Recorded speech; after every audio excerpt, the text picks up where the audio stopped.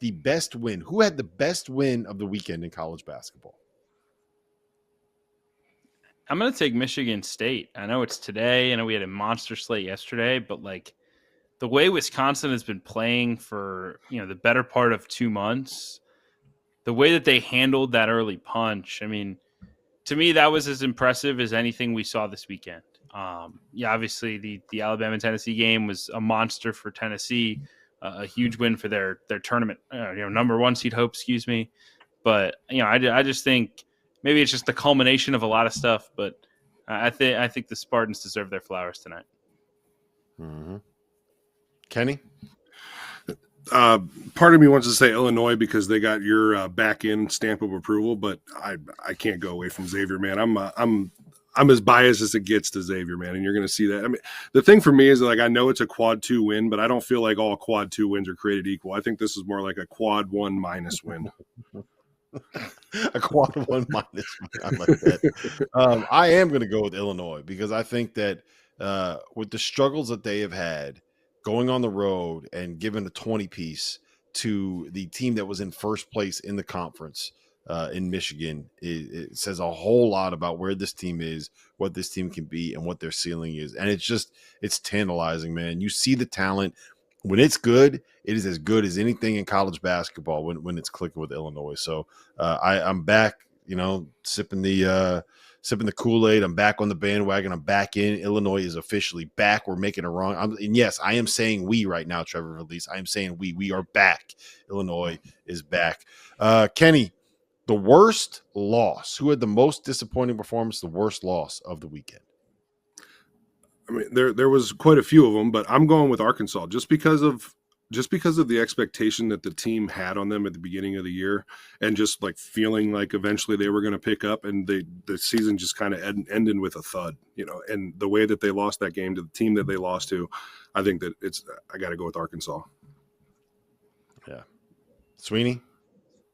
Yeah, Arkansas. I mean, just a complete lack of toughness, lack of heart. Like, you're going to make missed shots sometimes, but the way they got manhandled around the basket for 40 minutes, I think says a lot about what this group is, especially without Adu Thiero. Like, to me, his energy is infectious. He's awesome. I love everything about him. I think the rest of this group, they're guys that rely on making shots for their energy. You don't win a lot of games with guys who rely on making shots for their energy. Yeah, that's not a great sign. I'm going to go a little bit off the board here. Now, I think it's Kansas. I'm going with Kansas for the worst loss of the weekend because of, you're in your own building. You're going up against a team where your game plan works, right? You get the ball to Hunter Dickinson. He's kind of drawing fouls left and right. You got JT Toppin who fouls out of the game. Federico has 4 fouls.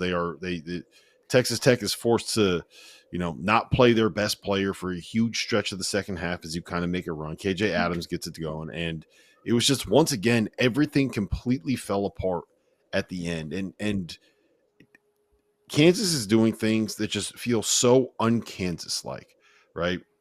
There's so many sloppy mistakes that they make in the final minutes of games. It is baffling to me. Like, there was one possession at the end of this game. I think they were down by 3, and they go to draw up a play, and Zeke Mayo just throws it straight out of bounds as DeJuan Harris is trying to make a cut to get into the play. He just throws it straight out of bounds right at the start of the set and right at the start of the action. And it's all of these things have built up to the point where Bill Self is now having to release statements to try to settle down a fan base that doesn't understand like what it's like to not be elite. And Sweeney, I'll give you credit. I think you made a really good point about, continuity is a good thing, but identifying whether or not it's good continuity and the core that you have can win is something that I think I'm sure Bill Self right now was looking in the mirror saying, did I make a mistake deciding that I'm going to run it back with 2 guys that can't shoot around a 5-man that wants to be on the low post. So that was not necessarily the best loss I've ever seen. Texas Tech, though, wreck them, baby. Red Raiders are awesome. I think they can make a Final Four. The best player performance of the weekend, Sweeney. Who you got? I'm going to give a big shout out to Jemai Mashak's final minute yesterday. I I just think cool for a kid like that who for 4 years has done everything Roll but through it. shoot the basketball. Explain. Tell the people what he actually did, because I don't know how many people realize what he did in that last minute. Stole them a possession on an offensive rebound, blew up a play defensively that got them the stop, and then gets rewarded with the three. Like in 40 seconds. And I might be missing something. Made the 2 free throws that tied the game when Yes. they were down by 2. Yeah. Like I love the fact that for 4 years that dude has done everything to help Tennessee win, and it has been the best stretch of basketball in Tennessee history. And for him in one of his last home games to get a moment like that like he will never forget, that Tennessee fans will never forget, in one of the biggest crowds I think all season in college basketball, like that was just cool, man. Like I loved that. I'm happy for him. He seems like one of the best culture guys, character guys in college basketball, and cool for him to have a moment like that. Absolutely. Kenny. I'm going right back to the Xavier Well, baby. I'm taking Dante Maddox, man. Dude, I'm telling you, the way that he came out and played, he was the firecracker that got everything going. And that he was one of the reasons that they were able to come out to that lead. And he didn't have the most points even on Xavier's team, but the way that what that game meant, what he was able to do and come out and really, light that fire for Xavier and get them an early lead with the way he was shooting the ball, the contested shots he was making. I really got to tip my hat to him, because he hasn't had the best year. It took him some time to get used to the program and all that. And he's really showing out at the right time of the year.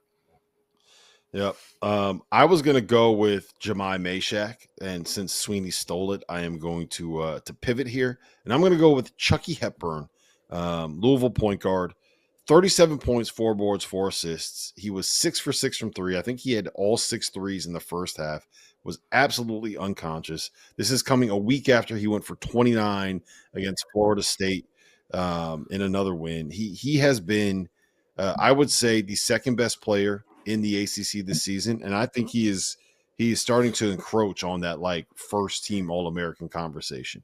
I probably would still have Braden Smith, maybe even Cam Jones in front of him at this point over a full body of work, but Chucky Hepburn, you cannot have a first team All-America conversation without mentioning the name Chucky Hepburn somewhere in there for consideration.